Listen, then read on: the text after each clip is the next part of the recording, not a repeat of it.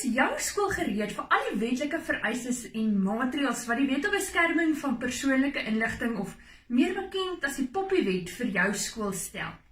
Die president het verklaar dat die Poppiewet vanaf 1 Julie 2020 aanvang neem en het jou skool dus nou 12 maande tyd om die nodige stappe te neem om aan al hierdie wetse vereistes te voldoen.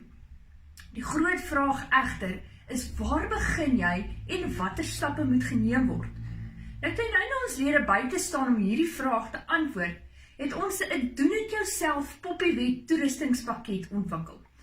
Nou hierdie pakket bestaan hoofsaaklik uit 'n stap-vir-stap aksiepuntplan en daarmee saam kry jy dan ook die relevante template, beleide en kontrolelyste wat jy benodig om te verseker dat jy aan al die vereistes van die wet voldoen.